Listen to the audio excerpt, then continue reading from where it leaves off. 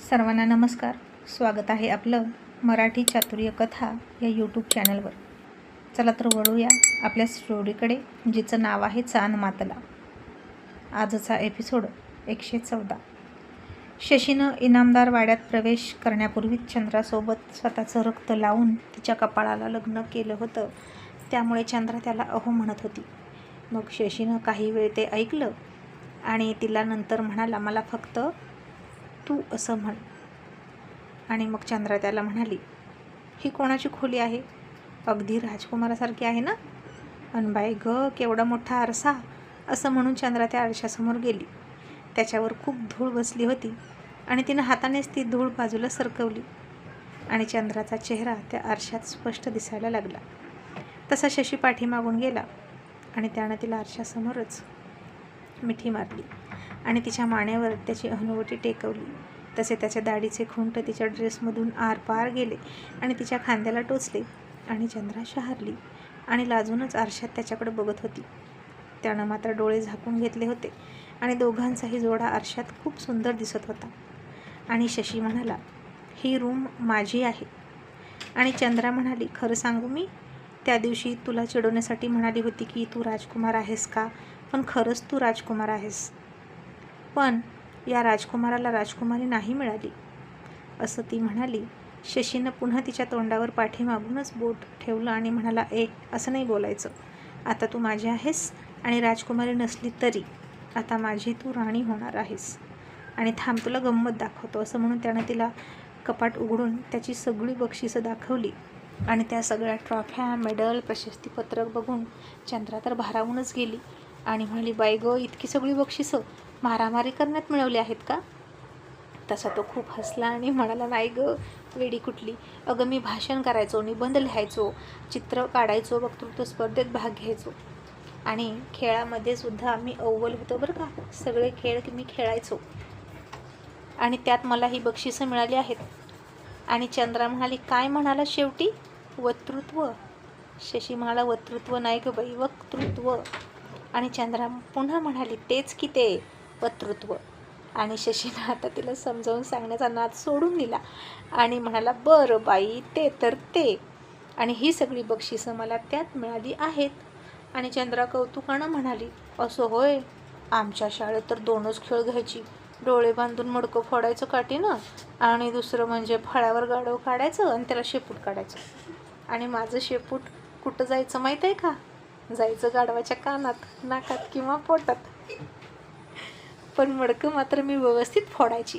माझा नेम लय भारी आहे. आणि शशी खूप हसला आणि तिच्या खांद्यावर दोन्ही हात ठेवून म्हणाला, या 2 टपोऱ्या डोळ्यांमध्येच तर हरवलोय मी आणि तू बरोबर माझ्यावर नेम साधलास. मग चंद्राने तिथेच असलेली शशीची गलोल घेतली आणि म्हणाली, हे पण तुझंच आहे का? शशी म्हणाला, हो.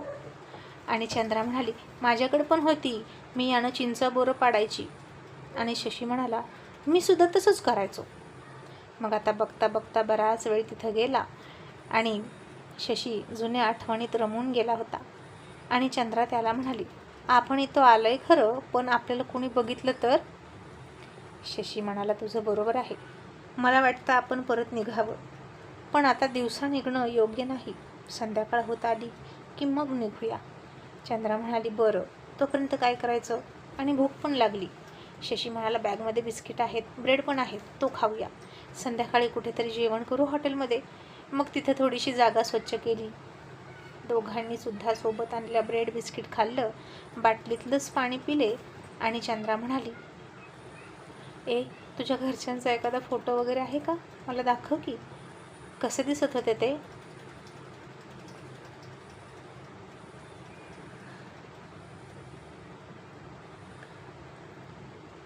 शशी म्हणाला, आजोबांच्या खोलीत आहे, पण मी लहान असल्यापासून तो फोटो झाकून ठेवलेला आहे. आजोबा अजिबात उघडू देत नव्हते तो फोटो. असं म्हणून तो तिकडं गेला तर ती फोटोची फ्रेम तिथून गायब झाली होती. आणि शशी चकित झाला आणि म्हणाला, अरेच्छा, ती फ्रेम इथेच तर होती, आता कुठे गेली? इथेच असायला हवी होती. पण मी तुला दुसरा अल्बम दाखवतो. असं म्हणून त्याच्या कपाटातला सिंगल आई वडिलांसोबतचे असे त्याने सगळे फोटो तिला दाखवले. आणि लहानपणीचा शशी, शाळेतला शशी, कॉलेजमधला शशी बघून चंद्राला फार गंमत वाटत होती आणि चंद्रानं खिडकी उघडली.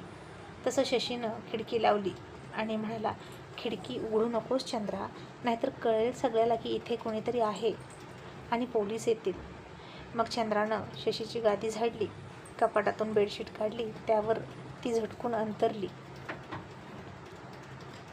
आणि म्हणाली, आता मग झोप. गाडी चालवून तुला कंटाळा आला असेल ना. शशी आता झोपला आणि त्यानं तिच्या दिशेने हात केला आणि तिला जवळ येण्याचा इशारा केला.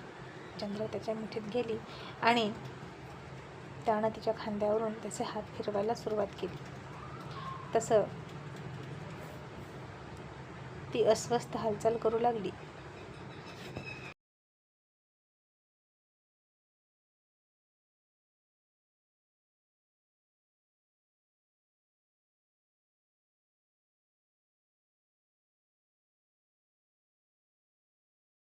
आणि त्याला म्हणाली, झोप की, तू दमला आहेस ना.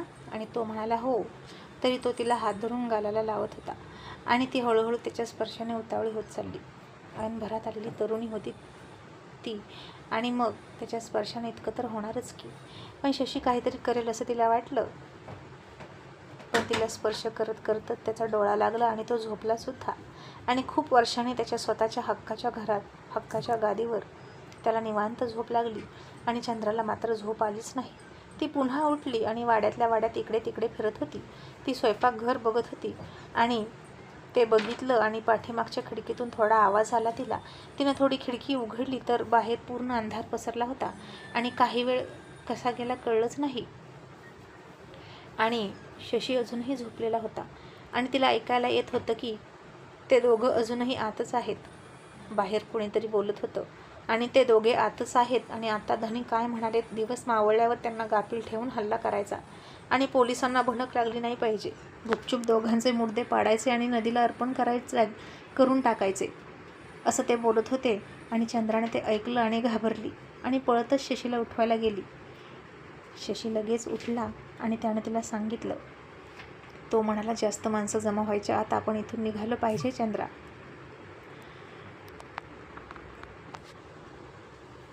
चंद्रासुद्धा लगेच निघाली पिशवी घेऊन आणि तिनं त्याची गलोल घेतली आणि जाता जाता त्याला म्हणाली, थांब, मी आलेच. आणि ती पळतच स्वयंपाक खोलीमध्ये निघून गेली. शशी म्हणाला, काय झालं चंद्रा, आता काय राहिलं. चंद्रा म्हणाली, काही नाही. असं म्हणून एका कागदात काहीतरी बांधून तिनं घेतलं आणि तिथेच असलेल्या फडक्याला तिने हात पुसला आणि त्या फडक्याला तिच्या हाताला लागलेली चटणी लागली. आणि जसा शशीनं तो दरवाजा उघडला तसे समोर पाटलाचे 4-5 गडी दिसले आणि शशीनं चंद्राचा हात पकडून त्यांच्याकडे रागात बघितलं.